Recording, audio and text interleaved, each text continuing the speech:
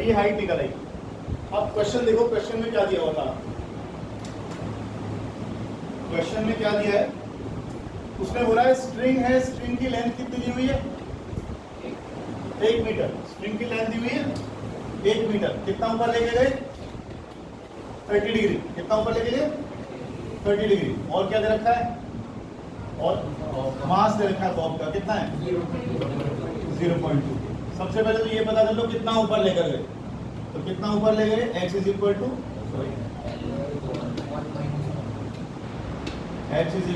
L into 1 minus cos theta.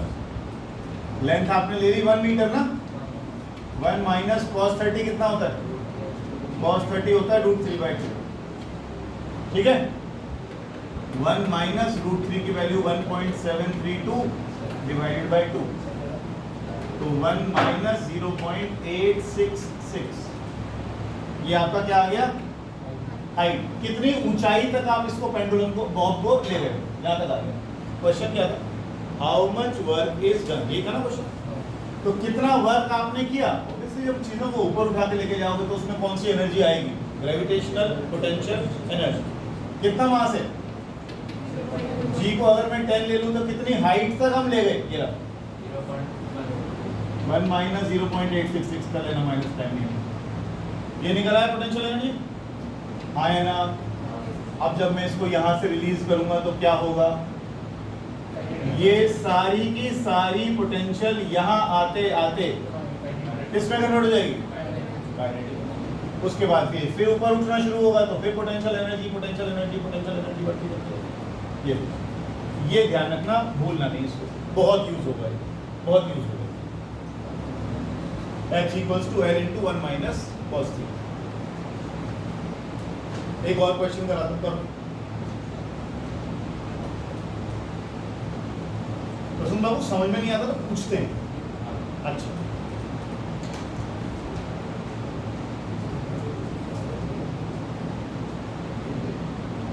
थोड़ा जल्दी कर लो, मैं आगे करूँ।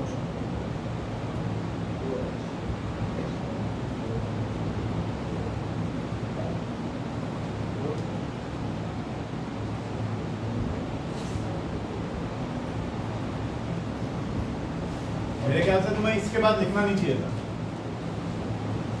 इसके बाद तुम्हें पता होना चाहिए कि अगर मैं बॉब को उठा के ऊपर लेके जाऊंगा तो उसमें क्या आएगा, पोटेंशियल एनर्जी। तो फिर अपने आप निकालो, ये मेरे से मत करो ना, हो तो वीडियो में देख लेना बाद में, अब तो रिकॉर्ड हो जाए।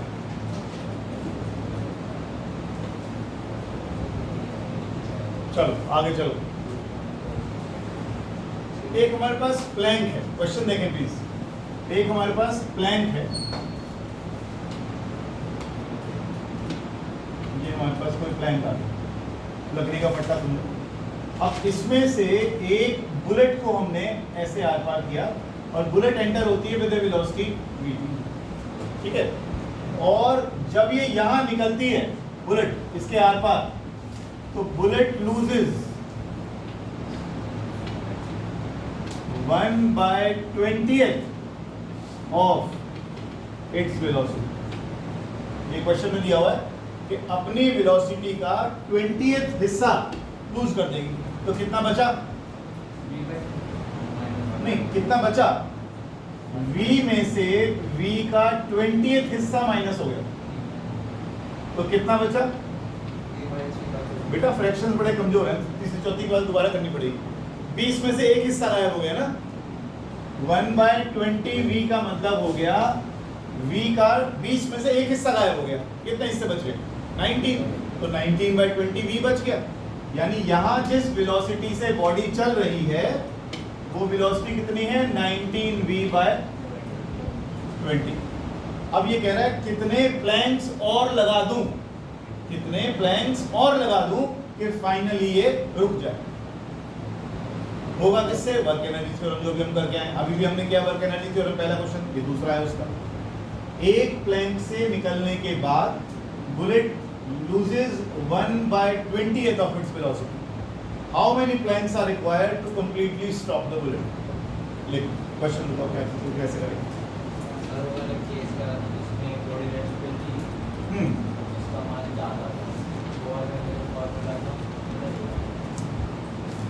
आपको आता है कि नहीं, कोशिश तो करें।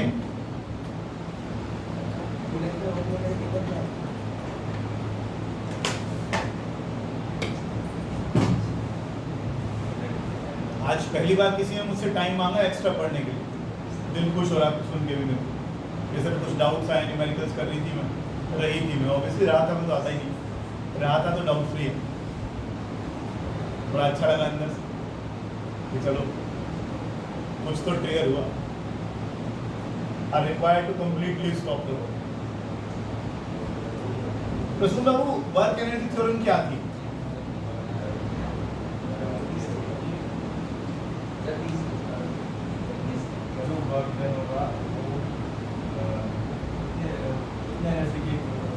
Change in energy.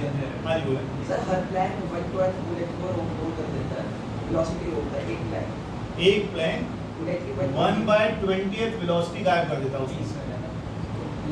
क्या चीज? नहीं, तो यही तो दिक्कत है घटे हुए चीज का। एक बात बताओ, कंपाउंड इंटरेस्ट का चैप्टर पढ़ा था ना? नहीं पढ़ा था? लोग मरो जाके कहीं। क्या था कंपाउंड इंटरेस्ट? क्या होता है अनिका? कंपाउंड इंटरेस्ट क्या होता है? अरे सर, जितना इंटरेस्ट करके जितना पैसा बनता है उसमें इंटरेस्ट लगता है। ये बात पीछे कम से कम अपने जीन का तो ध्यान रखो। पीछे क्या लगा हुआ है नाम के? आप भी तो यही लगाते हैं सात्विक गोयल। वेरी गुड भाई, ध्यान रखा करो पीछे क्या नाम में लगा हुआ। हिसाब किताब का हिसाब कम से कम ऐसे सवाल तो बता दिया। हाँ भाई, ऑनलाइन था ना तो कंपाउंडर छोटे बालक को भी पता होता है। 100 रुपए पे 10% इंटरेस्ट लगा साल का, तो अगले साल के लिए आपका जो अमाउंट बन गया वो कितना बन गया? 110। तो इंटरेस्ट किस पे लगेगा?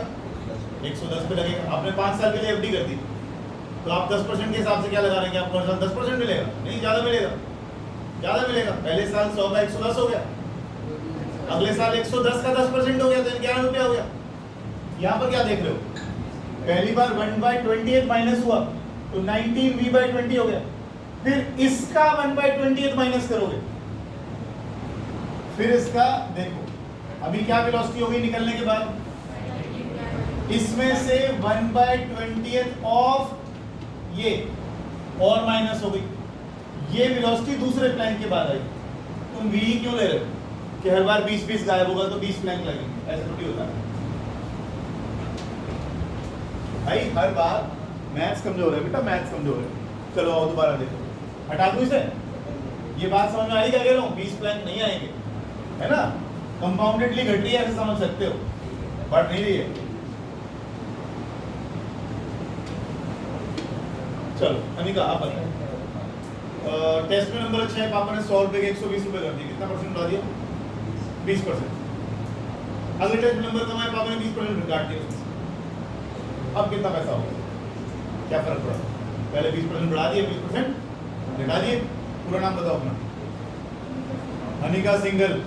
अनिका सिंगल। देखो हिसाब किताब कमजोर है, बताएं। पापा ने 20% बढ़ाया, 20% घटा दिए, क्या फर्क पड़ा? बराबर ही तो हो गया। बिल्कुल ठीक है, ताशु कह रही है बिल्कुल ठीक है। क्या दिक्कत है? बोले पहले भी 100 रुपये मिल रहे थे, 100 रुपये मिल रहे।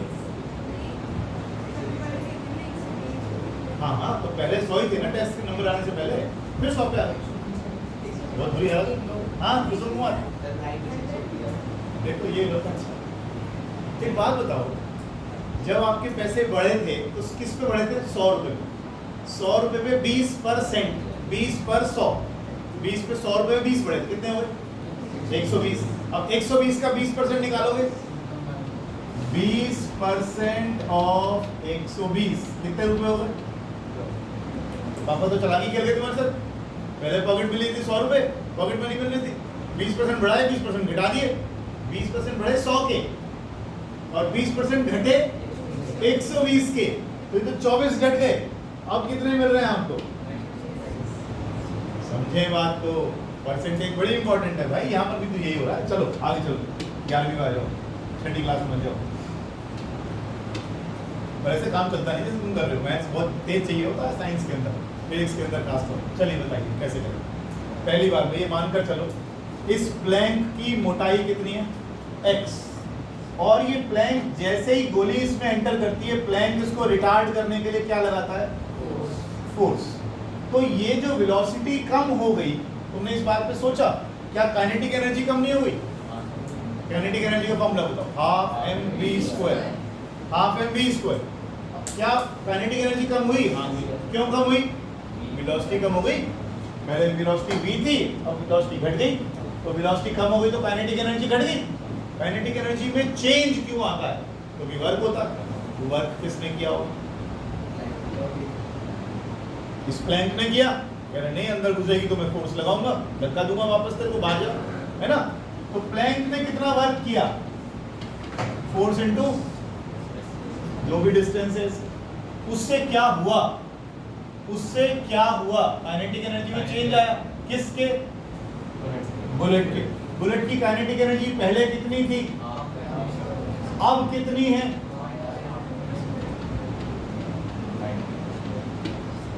ये बन गई क्वेश्चन। जब तक ये गले नहीं उतरेगी मैं आगे नहीं जाऊंगा। इसको अच्छे से समझ के हाँ करोगे तो मैं बोलूंगा कि हाँ आप चल रहा है। वर्क किया गया। कल भी मैं कह रहा था इस बात के लिए, आपके पास कार आ रही है सामने से, आपने कार को सामने से धक्का लगा के उसकी स्पीड कम कर दी। कार की काइनेटिक एनर्जी कैसी हो गई? कम। क्यों हुई? क्योंकि वर्क डन हुआ। वर्क डन किसने किया? आपने किया। तो आपने जो वर्क डन किया उससे कार की काइनेटिक एनर्जी चेंज हो गई। यहाँ वर्क डन कौन कर रहा है? प्लैंक। प्लैंक कर रहा है। प्लैंक क्या कह रहा है? बुलेट को अंदर नहीं आने दूंगा, नहीं तो मैं रेजिस्टिव फोर्स लगाऊंगा। प्लैंक ने धक्का मारा बाहर की तरफ, तो प्लैंक ने जो वर्क डन किया वो force into displacement, work done आ गया। और वो किसके बराबर आ गया? काइनेटिक एनर्जी चेंज जो भी आई बुलेट। अब मान लो, अब आपको क्या निकालना, कितने प्लैंक इसमें रास्ते में हैं। मान लो हमने n प्लैंक ले लिए, एक प्लैंक ले लिया, फिर दूसरा ले लिया, फिर तीसरा ले लिया। अब हमें तो पता नहीं कितने प्लैंक लेने, लेट अस से n प्लैंक ले लिए, n प्लैंक ले लिए। एक प्लैंक ने कितना वर्क किया था? एक प्लैंक ने कितना वर्क किया था? ठीक, तो अब कितना हो जाएगा भाई? 10 प्लैंक होते तो 10 एफएक्स आता, 4 होता तो 4 आता, अभी फिलहाल n। समझ में आ गया? उससे क्या होगा? अब 10 प्लैंक या 20 प्लैंक यहाँ रखें, बुलेट कितनी वेलोसिटी से जा रही है? आखिरी प्लैंक से निकलते निकलते वेलोसिटी कितनी हो जाएगी? रोकनी है, रोकना ही आपको। थोड़ा सा इधर आ जाइए, इधर बहुत पीछे हो, इधर आ जाइए, इधर से n into fx, ये किसके बराबर आ गया? Change in kinetic energy, change in. क्या ये दोनों इक्वेशन सफिशिएंट नहीं है हमारा आंसर निकाल देने के लिए? मेरे ख्याल से निकल जाना चाहिए। चेक करो आंसर। ये दो इक्वेशंस बन गई आपके पास, आंसर निकालने का कोशिश कीजिए।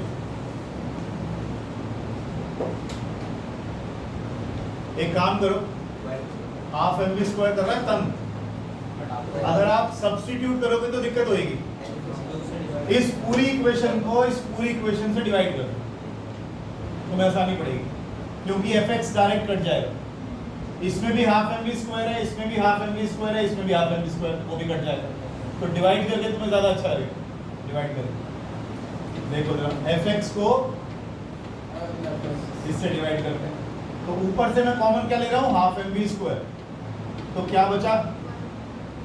1 माइनस 19 स्क्वायर बाय 20 स्क्वायर, और नीचे क्या रखा है? देखो बहुत सीधे कट गए आपकी क्वेश्चन।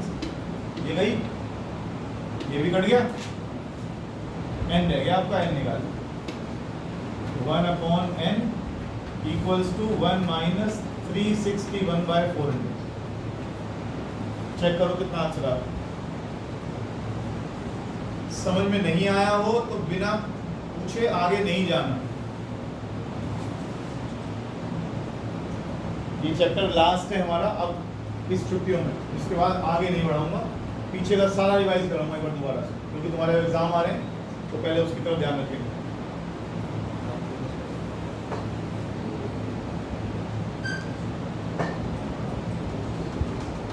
मानवी क्वेश्चन क्या था? किसकी कि क्या करना चाहते हो? बुलेट आ रही है, बुलेट की वेलोसिटी 0 करनी है। ठीक,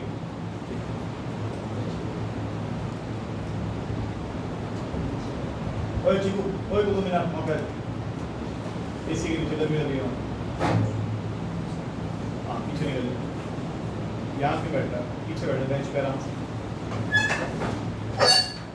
सर्दियों में लोहे की बेंच पे बैठते हो, तो पकड़ कर एक्टिविटी समझानी पड़ती है तुम्हें। किसे समझ में नहीं आया बोलो, दोबारा कोशिश कर दूंगा। क्या कह रहे हो? पॉइंट में आना चाहिए, कितना आ रहा है? पॉइंट में आना चाहिए, कितना पॉइंट आ रहा है? 9 पॉइंट ऐसे 9 पॉइंट समथिंग कितना आ रहा है देखना भी, सब लोग देखना, जल्दी करो यार, इतना टाइम लगाते हो छोटी छोटी चीजों में।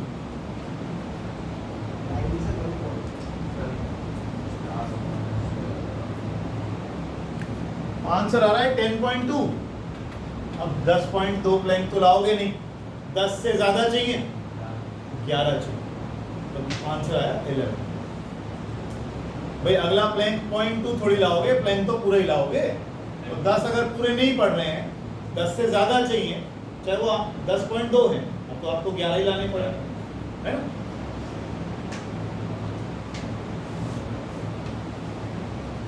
एक और करें, एक हमारे पास प्लैंक है और ये प्लैंक में हमने एक शॉट मारा है 100 मीटर पर सेकंड, ठीक है। The shot is just able to pierce a plank 4 centimetre thick, ठीक है। The shot is just able to pierce a plank 4 centimetre ठीक। जस्ट एबल टू pierce का मतलब बस इसको पार करेगा और रुक जाएगा। हाँ, जब इसको पार करेगा एकदम रुक जाएगा। अब ये कहता है बताओ, अगर 9 सेंटीमीटर का प्लैंक हो तो कितनी वेलोसिटी से इसको एंटर करवाऊं कि आर पार निकल जाए। 4 सेंटीमीटर वाले में 100 सेंटीमीटर की स्पीड से भेजा हमने और वो बस बाहर निकलते ही रुक गया। 9 सेंटीमीटर का अगर प्लैंक लूंगा तो कितनी वेलोसिटी से एंटर कराऊं, शॉर्ट करूं कि ये वहां जाके आर पार निकल जाए। बताइए कैसे? चलो करो करो। Efficiency of a device, efficiency of a device,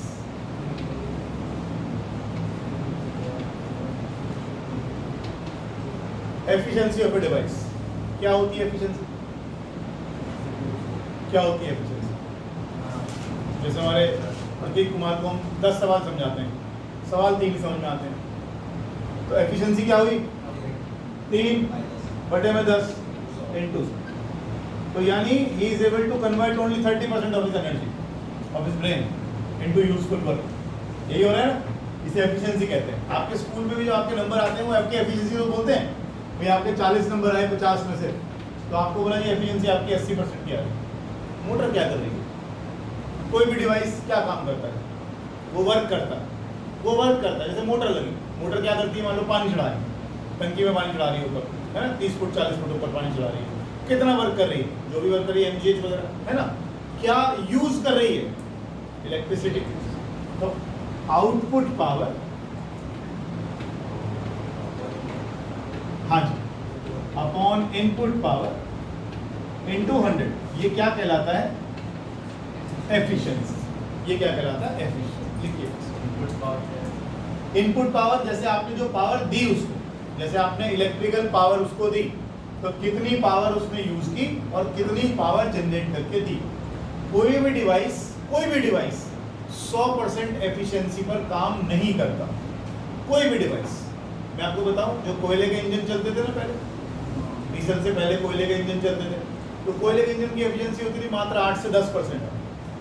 efficiency का मतलब आप 100 किलो कोयला उसमें डालेंगे तो आपके काम 10 ही किलो आने, बाकी का सारा वेस्ट हो जाएगा। आपकी गाड़ी की एफिशिएंसी, पेट्रोल इंजन की एफिशिएंसी, डीजल इंजन की एफिशिएंसी अलग अलग होती है।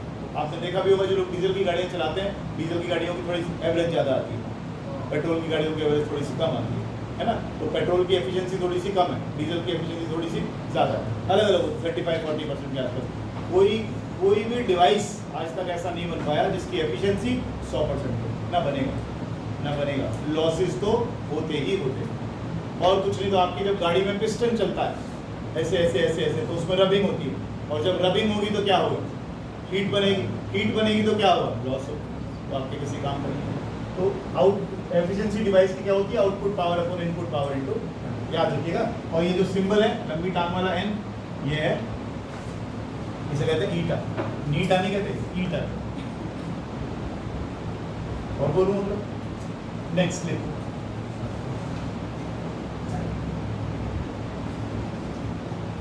Coefficient of restitution. न्यूमेरिकल्स जब इस चैप्टर के करोगे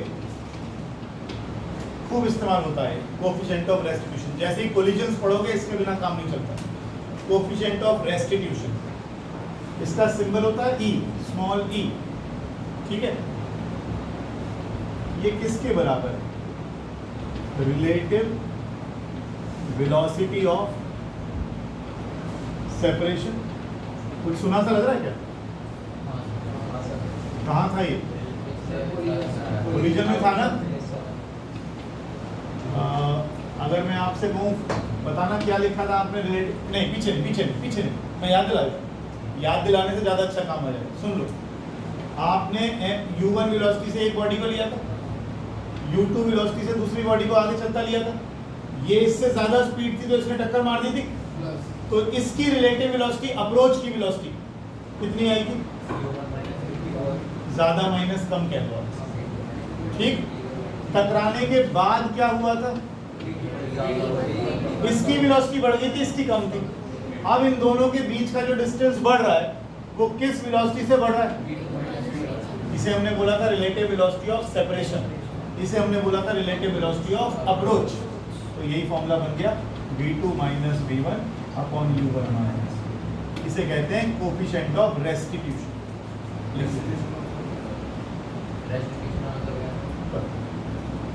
उसमें ढूंढ लेना, ये एक फैक्टर है जो डिसाइड करता है कि जो कोलिजन्स हैं वो इलास्टिक हैं या इनइलास्टिक, ठीक है। ये लिख लिया हो तो मैं कुछ और लिखूं,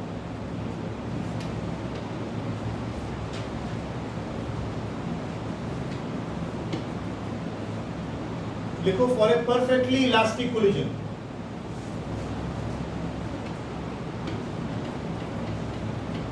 for a perfectly elastic collision। याद है इलास्टिक कोलिजन का परफेक्ट एग्जांपल क्या लिया था हमने, हालांकि कोई होता नहीं, हाँ बिल्कुल, for a perfectly elastic collision. जब भी परफेक्टली इलास्टिक कोलिजन होगा हमेशा E की वैल्यू 1 आएगी, ध्यान रखिएगा।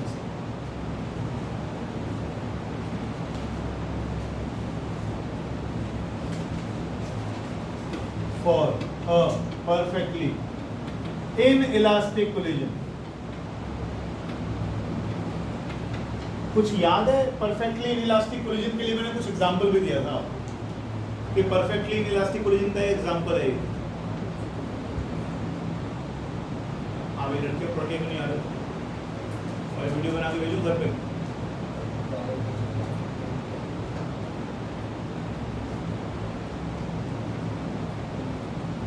कुछ होली खेलने पे बताया था, क्या हमने लिखा था कि in a perfectly inelastic collisions the bodies stick together after collision, बोला था ना रियांश, कहा था ना, तो bodies stick together after collision, चिपक जाती है बॉडी। परफेक्टली इनइलास्टिक कोलिजन में टकराने के बाद बॉडीज चिपक जाते हैं। हमने शुरुआत में लिखा पहले पेज पे, जब मैं आपको कोलिजन स्टार्ट कर रहा है, कभी कभी देख भी लिया करो आने से पहले। चलो इसमें लिख लो, नीचे दोबारा लिख लो, bodies stick together after inelastic collision.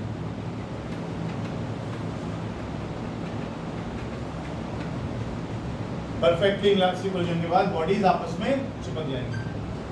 अब जो ये क्वेश्चन करवा रहा हूँ ये मान के चलना स्कूल लेवल पे, मतलब टीचर इसको बिल्कुल छोड़ती नहीं कर क्वेश्चन, ये देगी आप जब भी ये करवाएंगे आप। क्वेश्चन सुनिए, मोमेंटम में काइनेटिक एनर्जी में कोई रिलेशन याद किया था हमने? बोला नहीं, यस बताया। काइनेटिक एनर्जी में रिलेशन था। कल ही तेरी मम्मी ने कहा था वीडियो उसके लगातार भेजते रहा दो, क्या कहूँ मम्मी हो?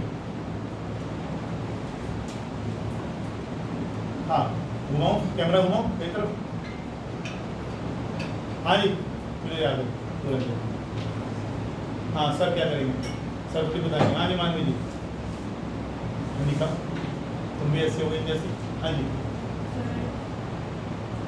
तुम्हारा किसी का कुछ नहीं लगता, तुम लोग 11th को ऐसे समझ रहे हो खेल हो रहा है।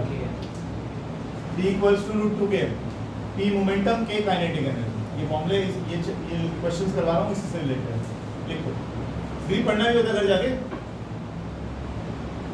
If momentum of a body is increased by 50%, maths आ गया, सिंपल प्लेन मैथ्स 10वीं क्लास उससे भी पहले। If momentum of a body is increased by 50%, बताओ काइनेटिक एनर्जी में कितना परसेंट इंक्रीज आएगा?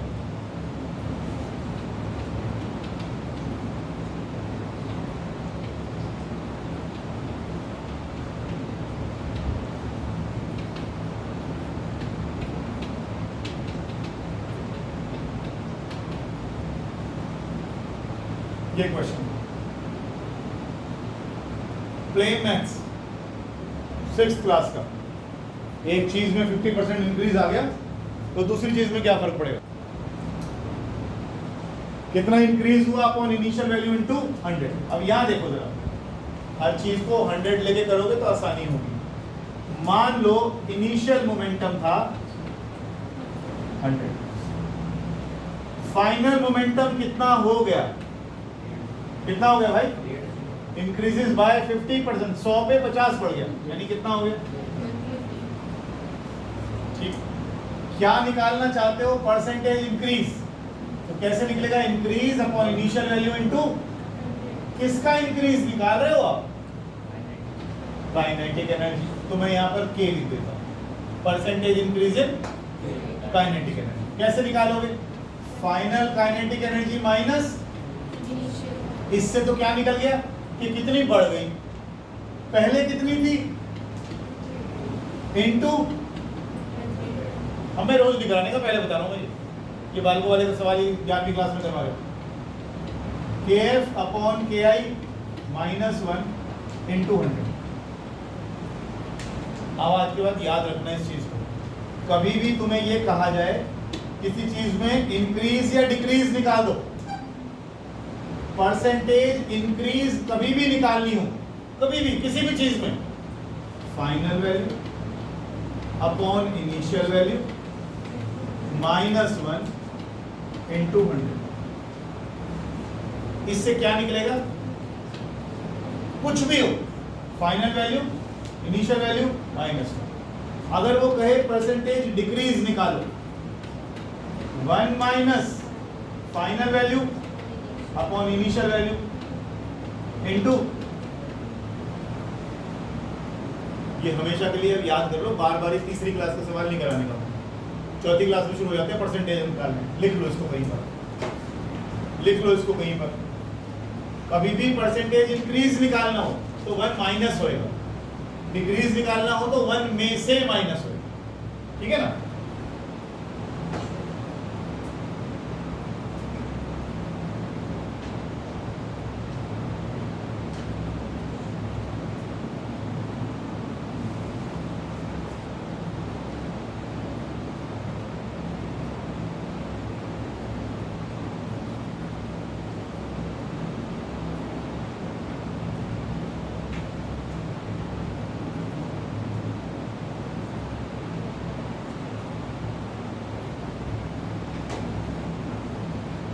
हटा दो, स्क्रीन से हटा दो।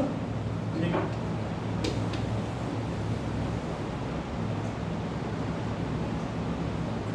आओ इधर आओ प्लीज। क्या निकालना चाहते हो? Final kinetic energy. Kinetic energy कैसे निकलेगी?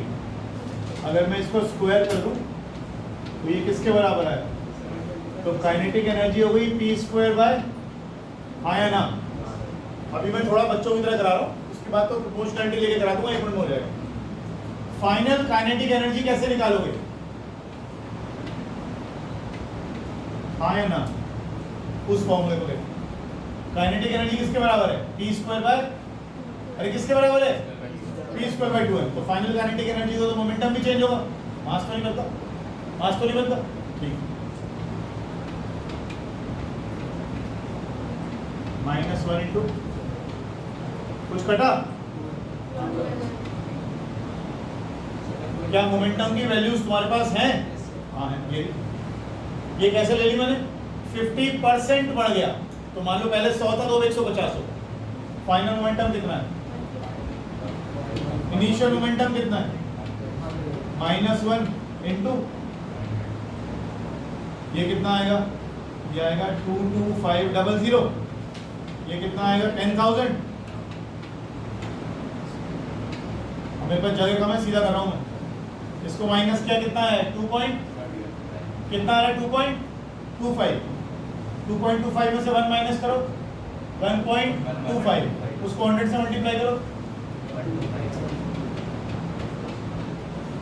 ये आंसर आ गया 125।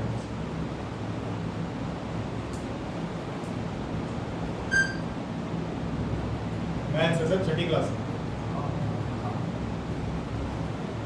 एक क्वेश्चन और करूंगा ऐसे ही।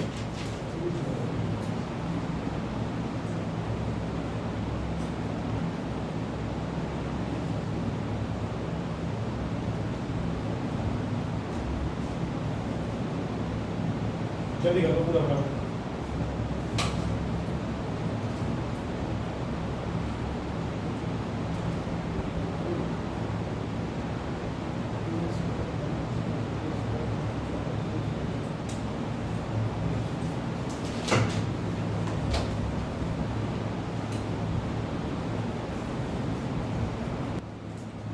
आपने गौर किया पिछले क्वेश्चन में, इंक्रीजेस बाय 50%।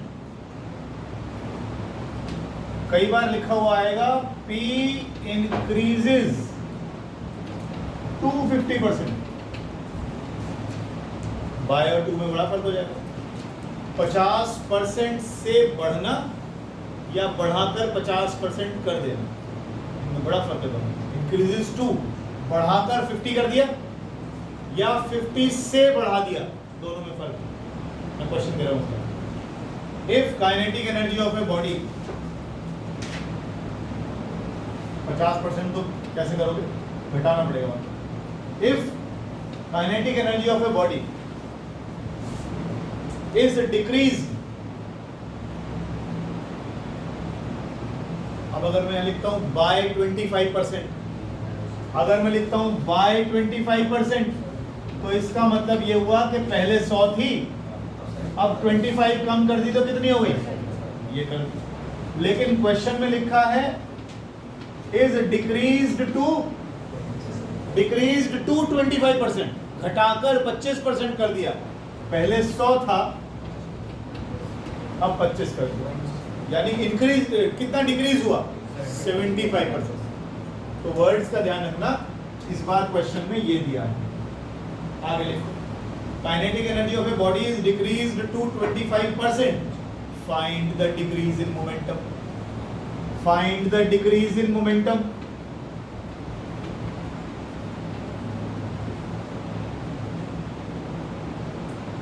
अब मोमेंटम में डिक्रीज निकालना है, जल्दी करेंगे अब हम, ठीक है ना। काइनेटिक एनर्जी पहले कितनी रही, 100 इनिशियल वाली, बाद में कितनी कर दी, 25, है ना। ये करी कि नहीं, बाय नहीं लिखवाया, 2 लिखवाया मैंने, बाय लिखवा दिया नहीं, 2 लिखा है, 2 लिखवा, 2 लिखा है ना, 2 लिखा है, 2 लिखा।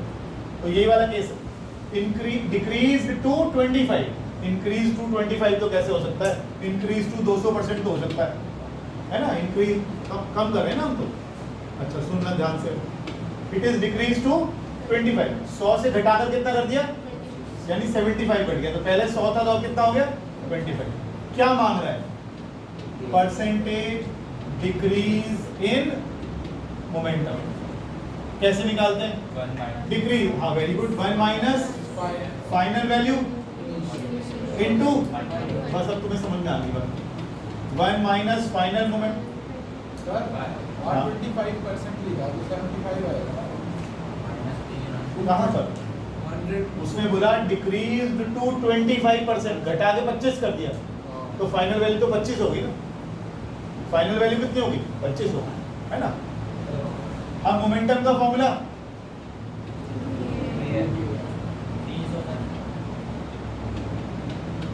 अब बड़े हो गए हो, इस बात पर ध्यान रखो, जो चीजें कांस्टेंट है उन्हें क्यों खिंचवा रहे हो? 2km लिखने की जरूरत क्या थी? रूट के लिखते बस।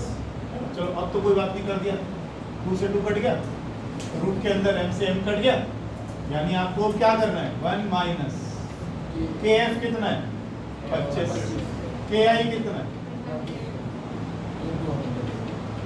25/100, 1/4, 1/4 का क्या आ गया? 1/2, कितना परसेंट आ गया? मैथ्स, छठी क्लास का मैथ्स करो।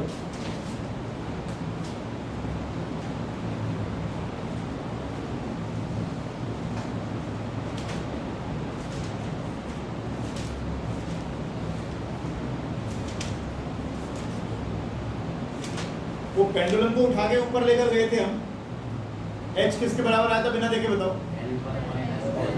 हाँ, L इंटू, नहीं, h equals to L into 1 minus cos थीटा। गड़बड़ कर रहे हैं?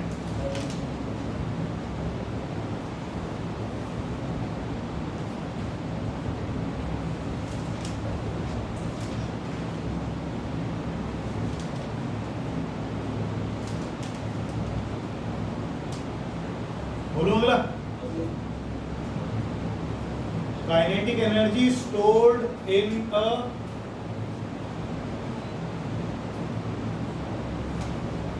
स्प्रिंग, सॉरी काइनेटिक बोल दिया गलती से, potential energy, potential energy stored in a spring, ये हमने उस आर्टिकल छोड़ दिया था, आज इसको पूरा कर लेते हैं। हाँ हाँ, ये 2 पेज छोड़े थे उसमें।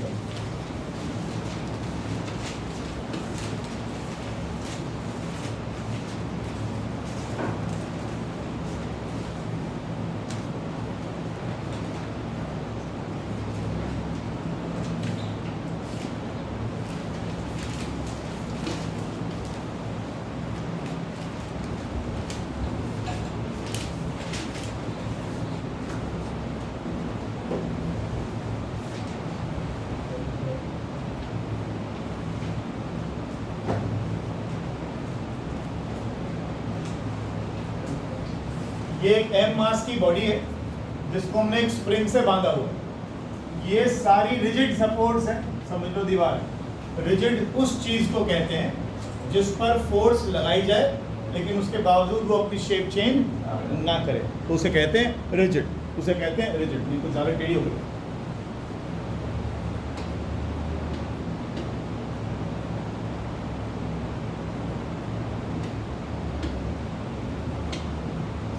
देखना है तो मैं अच्छे दिखाई देती, सीधी कौन सी है? ऐसे हुई, ऊपर करूं? कहाँ जाओगे? अच्छा वो टेढ़ी है, से लग रहा है मुझे। ठीक है चलो बनाओ बनाओ। ये स्प्रिंग की मेन पोजीशन आ गई। अभी स्प्रिंग हमारा अनस्ट्रेच्ड है,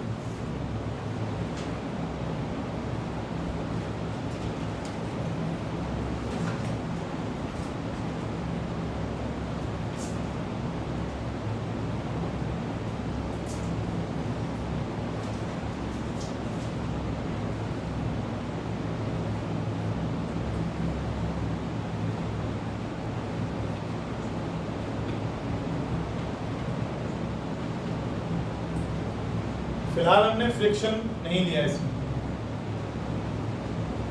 ये जो पॉइंट है जहां ये है इसको बोलते हैं मीन पोजीशन। इसको करते वक्त काफी हद तक पेंडुलम जैसी चीजें ध्यान में रखो। मीन पोजीशन थी, एक्सट्रीम पोजीशन थी, थोड़ा खींच के ले गए इसको।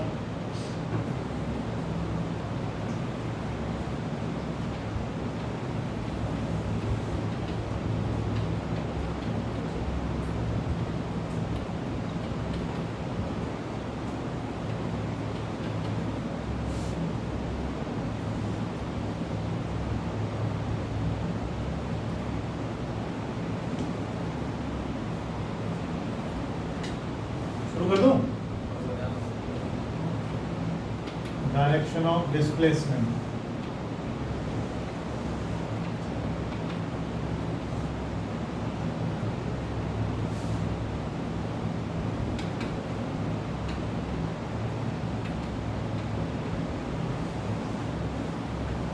ये आर्टिकल क्यों है इस चैप्टर में? हमने उस दिन पोटेंशियल एनर्जी पढ़ी थी दो तरह की, एक पढ़ी थी ग्रेविटेशनल पोटेंशियल एनर्जी, एक पढ़ी थी इलास्टिक पोटेंशियल एनर्जी। तो हम वहीं पढ़ा, इसीलिए पढ़ रहे हैं इसको कि किसी भी स्प्रिंग के अंदर कितनी एनर्जी स्टोर्ड होती है जब उसको हम खींच लेते हैं।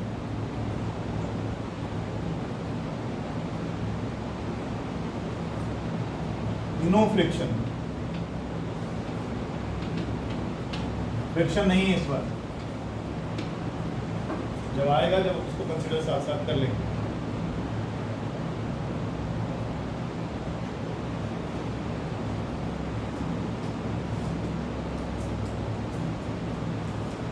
बोलूं? देखो ये मास अभी मेन पोजीशन पे रखा हुआ है, यहाँ पर पहले देख लो भी लिख लेना। ये मास अभी मेन पोजीशन पे रखा हुआ है, कोई स्ट्रेच नहीं कर रखा, कुछ नहीं कर रखा, नॉर्मल रखा है यहाँ पर। हमने इसको पकड़ा और खींच के यहाँ ले आए।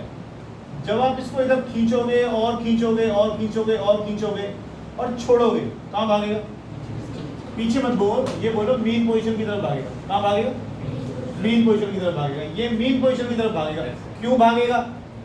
इसमें अंदर एक रीस्टोरिंग फोर्स लग जाएगी। रीस्टोर करना मतलब जैसा था वैसा दोबारा कर देना, जैसा था वैसा दोबारा कर देना। तो ये यहाँ पर खड़ा हुआ था, आप जैसे किसी चीज को, किसी भी चीज को आप बलून को दबाते हो वापस नहीं आता, किसी भी चीज को खींचते हो पड़ो तो वापस जाने की कोशिश करती है, यही तो होगा। तो इसके मॉलिक्यूल्स दूर दूर हो गए, इसकी शेप ऐसी थी, आपने स्ट्रेच कर दिया तो कहेगा नहीं मैं तो वैसे ही बनने की कोशिश करूंगा जैसा मैं था, तो वो वापस भागेगा।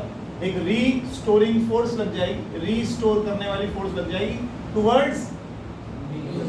रीस्टोरिंग फोर्स हमेशा ध्यान रखिएगा मेन पोजीशन की तरफ लगेगी।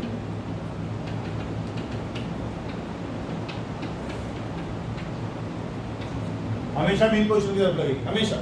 इधर गए तो इधर को लगी, उधर गए इधर को लगी। अब आप एक और चीज नोट करें, रीस्टोरिंग फोर्स तो इधर को लग रही है और डिस्प्लेसमेंट आपका उधर को बढ़ रहा है। इधर को एक्स बढ़ता जा रहा, बढ़ता जा रहा, बढ़ता जा रहा, रीस्टोरिंग फोर्स इधर को बढ़ती है। डायरेक्शन कैसी दोनों की? अलग है। एक लॉ होता है जिसे हम कहते हैं हुक्स लॉ। ये कहता है F is proportional to X। लिखो लो,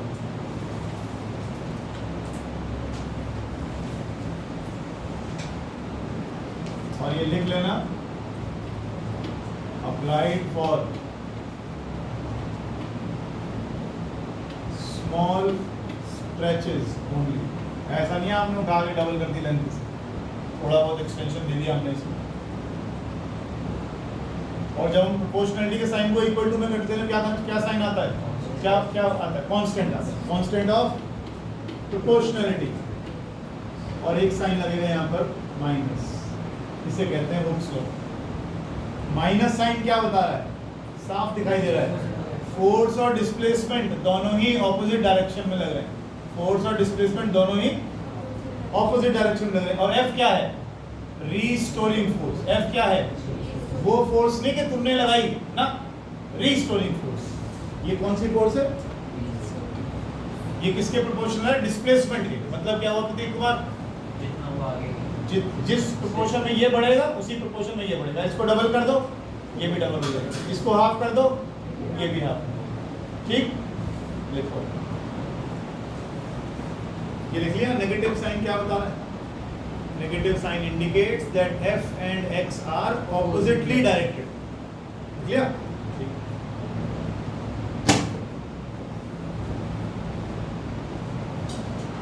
नेगेटिव साइन इंडिकेट्स क्या कह रहे हैं? Negative sign indicates that F and X are oppositely directed। और K को क्या कहते हैं? यहाँ पर जो कांस्टेंट आया K, लिखो इसको। इसको लेते हैं force constant of the spring. Force constant of the spring.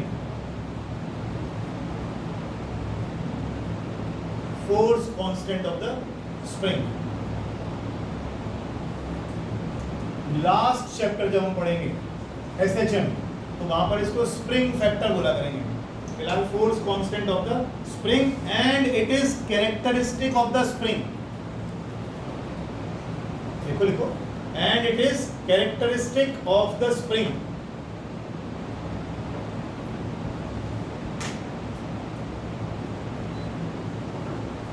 And it is characteristic of the spring.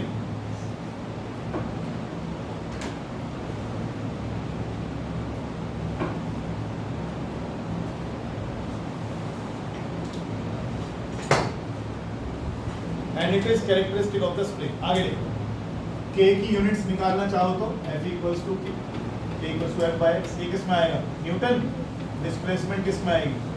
तो न्यूटन पर मीटर में इसकी यूनिट्स आएगी। ठीक है, चलो लिखो आगे। Let the mass small m, ये डेरिवेशन करवा रहा हूँ, elastic potential energy stored in a spring का। Let the mass small m be displaced by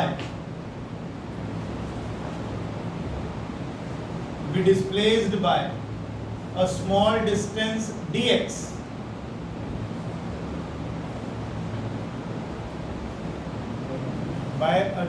displaced by a small displacement dx। चलो डिस्टेंस एक ही बात। Against restoring force at point B,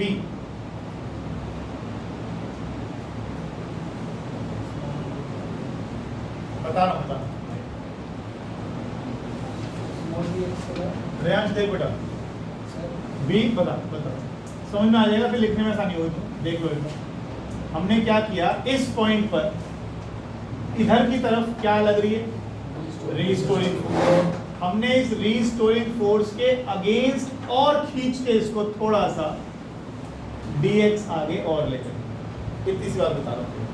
restoring force B पर किधर को लग रही है, लेफ्ट को, है ना, और हम इसको थोड़ा सा और सरका के कहाँ ले गए, आगे। तो हमने वर्क किया होगा। अभी अगेंस्ट वर्ड है ना, इसको अंडरलाइन कर लेना, क्योंकि इस अगेंस्ट वर्ड से मैं वो नेगेटिव साइन को खा लूंगा। ठीक है ना, लिखो तो स्मॉल वर्क। हाँ तो अब बता क्या कह रहा था। लेट द मास m, मैंने पूरा नहीं बोला ना, मैं बता देता हूँ। Let the mass m at B is displaced by dx against restoring force F। क्या हो गया, लिख लिया? आगे चलो। Small work done for this, next line में लिखो, small work done for this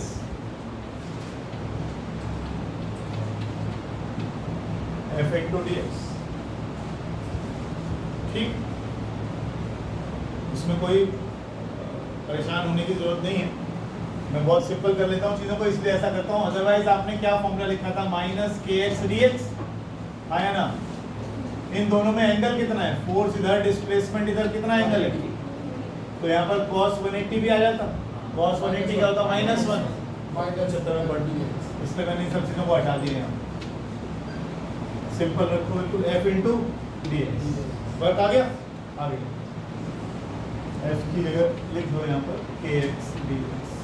ये तो स्मॉल वर्क हुआ, टोटल करने के लिए इंटीग्रेट कर लेंगे, लिखें जरा। टोटल वर्क डन, देखो, total work done for extension, total work done for extension from 0 to x।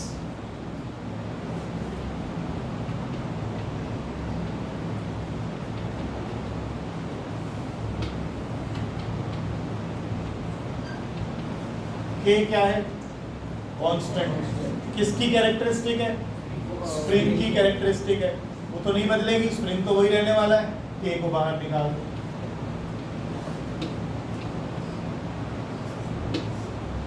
x की पावर कितनी है, मैं साइड में कर देता हूँ। x की पावर 1 को डिफरेंशिएट करना है, ओ सॉरी इंटीग्रेट, 1 + 1 अपॉन, इसके अलावा इंटीग्रेशन नहीं आती, हमें चाहिए, जब चाहिए जब देखेंगे। फिलहाल x²/2 इसकी इंटीग्रेशन हो गई, यहाँ डाल दिया हमने, और लिमिट्स क्या हो गई, 0 to 2 को तो बाहर ही रख दो।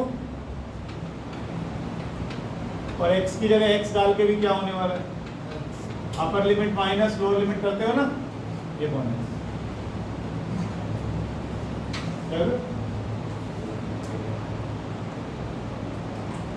और गलती करते रहा करो बस।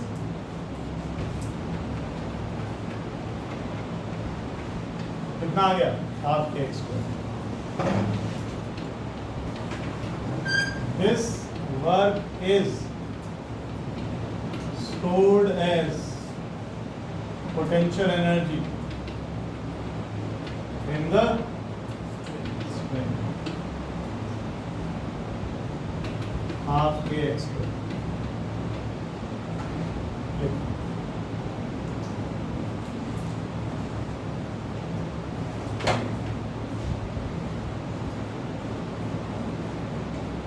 ग्यारहवीं तो है, कई बार कर रखी है अच्छे से। कौन सी बड़ी बात, सारे दुनिया भर के काम इंपॉर्टेंट है, मामा मौसी फूफा फूफी सब इंपॉर्टेंट है, पढ़ाई के अलावा सब कुछ इंपॉर्टेंट है।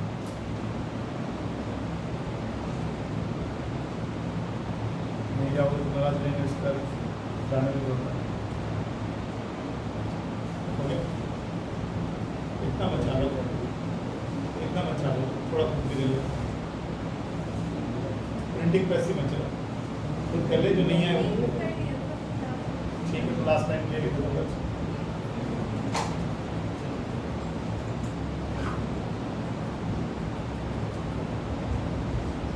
किराया तो पिताजी भी ला सकते हैं, अब वसूली के तरफ को भेजना शुरू कर दिया, 100 कमरों के तुम लिया, 100 के मैंने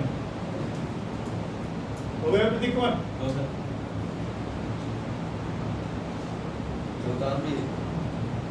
क्या करेगा बेटा, यहाँ पर फिलहाल कोई एनर्जी है इसमें नहीं, आप पकड़ के खींच के इधर ले आए इसमें, तो इसमें क्या स्टोर हो गई, पोटेंशियल एनर्जी कितनी, हाफ के एक्स स्क्वायर, कितनी हो गई, ठीक। अब अगर आप इसे छोड़ेंगे तो ये तेजी से भागेगा, यहाँ रुक जाएगा आके, यहाँ रुक जाएगा आके, अच्छा झूले पे बताओ ना कि ओवरशूट करेगा अपनी पोजीशन को, झूले पे पीछे होकर बैठते हो तो वहीं आगे रुक जाते हो, आगे जाते हो ना। तो अगर आप 10 सेंटीमीटर इधर गए थे तो 10 सेंटीमीटर इधर भी जाओगे, तो फ्रिक्शन नहीं है, फ्रिक्शन नहीं है, फ्रिक्शन होगा तो ऐसा नहीं हो पाएगा, क्योंकि आप यहाँ पर भी जब ऐसे रगड़ते रगड़ते आओगे तो फ्रिक्शन के अगेंस्ट भी वर्क होएगा, वो भी एनर्जी खर्च हो जाएगी। फिर अगर आप इधर 10 सेंटीमीटर थे तो इधर 10 नहीं पहुँचने के, अगर फ्रिक्शन हुआ तो, फ्रिक्शन नहीं है, हमने पहले लिख दिया फ्रिक्शन नहीं है, फ्रिक्शन नहीं है तो हमारी एनर्जी कोई डिसिपेट नहीं हुई। अब ये यहाँ से ओवरशूट करके यहाँ से यहाँ निकल जाएगा, तो अगर 10 यहाँ था तो 10 यहाँ निकल जाएगा, तो यहाँ पर हमने x की जगह क्या लिख दिया, तो ये लगातार पोटेंशियल काइनेटिक, काइनेटिक पोटेंशियल आपस में कन्वर्ट होती रहे। सबसे ज़्यादा पोटेंशियल कहाँ, यहाँ, यहाँ आते आते सारी की सारी किस में कन्वर्ट हो गई, यहाँ सारी क्या थी, पोटेंशियल, फिर वो यहाँ आते आते आते आते आते आते आते तक रुक गया, फिर सारी कौन सी रुक गई, फिर पोटेंशियल, जैसे पेंडुलम में होता है, जैसे पेंडुलम में होता है। फिर यहाँ से चले गए तो यहाँ सबसे तेज चल रही होगी, सबसे तेज होगी यहाँ पर, तो यहाँ सबसे ज्यादा क्या है, काइनेटिक है ना, फिर बढ़ गई बढ़ गई बढ़ गई। पेंडुलम में भी तो यही पढ़ते हो, पेंडुलम में क्या पढ़ते हो, यही पढ़ते हो। तो यहाँ पोटेंशियल एनर्जी है, रास्ते में पोटेंशियल प्लस काइनेटिक दोनों है, यहाँ आते आते वेलोसिटी सबसे ज्यादा हो गई तो क्या सबसे ज्यादा, और फिर यहाँ आते आते वो किस में कन्वर्ट हो गई, यही तो करा, और कुछ नई चीज तो आगे चलो। ग्राफ, ग्राफ बनाएंगे पोटेंशियल एनर्जी का और डिस्प्लेसमेंट, पोटेंशियल एनर्जी का और डिस्प्लेसमेंट।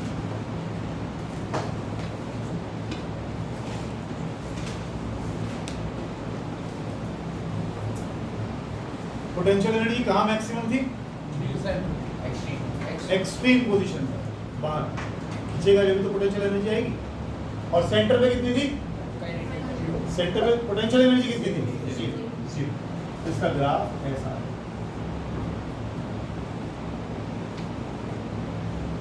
ये है मेन पोजीशन, ये क्या है पोटेंशियल एनर्जी, इधर तो क्या है x, इधर तो क्या है, ठीक है। तो पोटेंशियल एनर्जी बढ़ती जाएगी बढ़ती जाएगी बढ़ती जाएगी बढ़ती जाएगी मैक्सिमम, पोटेंशियल एनर्जी इधर की तरफ बढ़ती जाएगी बढ़ती जाएगी बढ़ती जाएगी मैक्सिमम, और यहाँ कितनी हो जाएगी, कहाँ से उठाया मैंने, पोटेंशियल एनर्जी का फॉर्मूला अभी तो करके आया। पोटेंशियल एनर्जी किसके प्रोपोर्शनल है, पहले भी हम कर चुके। अगर x के प्रोपोर्शनल होती तो स्ट्रेट लाइन आती, लेकिन अब की बार ऐसा है,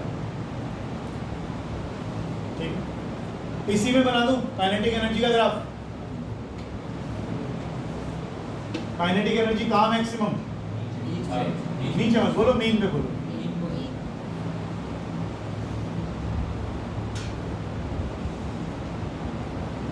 काइनेटिक एनर्जी मीन पर सबसे ज्यादा, फिर कम हो गई कम हो गई कम हो गई कम हो गई, एक्सट्रीम पे सबसे कम, फिर एक्सट्रीम पे सबसे कम। तो ये ग्राफ किसका हो गया, ये ग्राफ किसका हो गया। और अगर मैं इन दोनों ग्राफ को की वैल्यूज को ऐड कर दूं, potential energy plus kinetic energy क्या देता है, अरे total energy, total mechanical energy कहते हैं। टोटल एनर्जी हर बार कैसी रहेगी, शक्लें तो बदल रही है, काइनेटिक से पोटेंशियल, पोटेंशियल से काइनेटिक, काइनेटिक से पोटेंशियल, लेकिन इनका सम टोटल तो हमेशा कैसा रहने वाला है, कौन सा। इसलिए काइनेटिक टोटल एनर्जी ग्राफ कैसा आएगा, स्ट्रेट सीधा, बदलेगा ही। एक्सट्रीम पे जाओ मिन पे जाओ कोई फर्क नहीं पड़ता, total energy will remain constant, total energy will remain constant.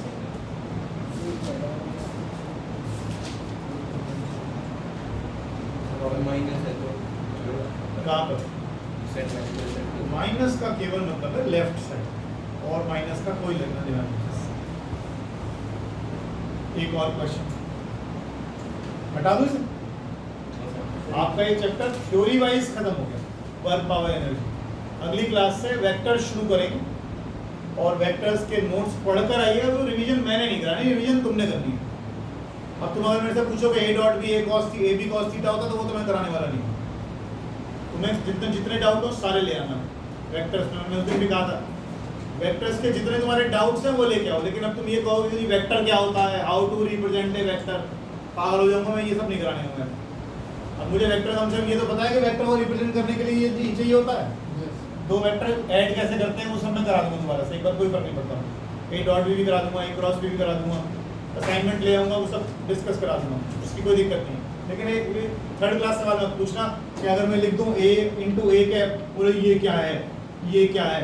अब ये करोगे तो फिर मैं क्लास लगा दूंगा ऐसे। एक उस लड़की के अलावा कोई नहीं पूछे, वो पूछ सकती है कि वो अभी आई है, अदरवाइज तुम लोग मत पूछना, ये पढ़ के आना अपने आप, तू भी पूछ सकता है।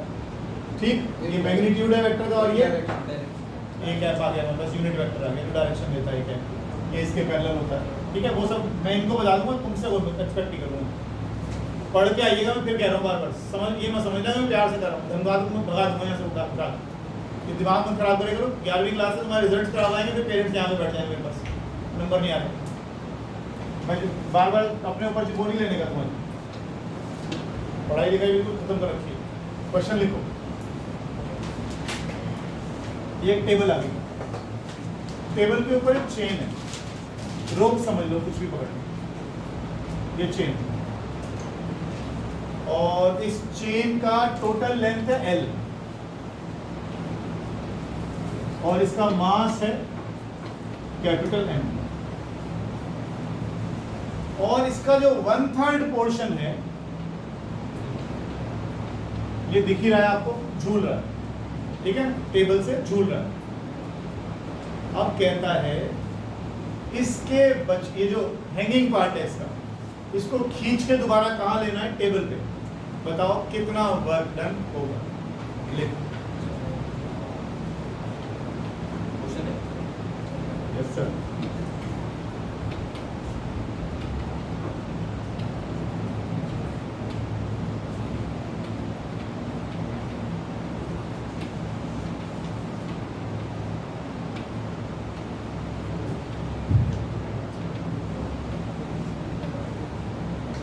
on to the table.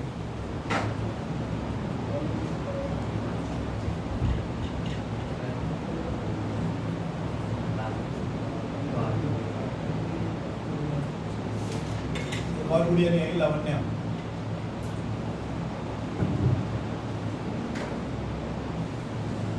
ठीक है, जिनका मिस हो जाएगा ना, ये अच्छा तरीका है, मजाक मजाक नहीं करा है। 500 रुपये बेचो, ऐसे तो फ्री में देने फायदा नहीं, छुट्टियाँ मार दो या पूरी क्लास को समोसे खिलाओ और लेक्चर ले। क्यों साथी, के बढ़िया है ना तरीका, तू तो लगातार क्लास लेता ही है, टेंशन नहीं होगी।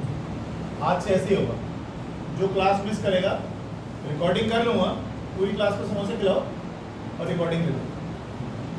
ये ठीक है, कितने हमने 15 लोग बताए बस, ठीक 15 इंटू कितने का समोसा आता है?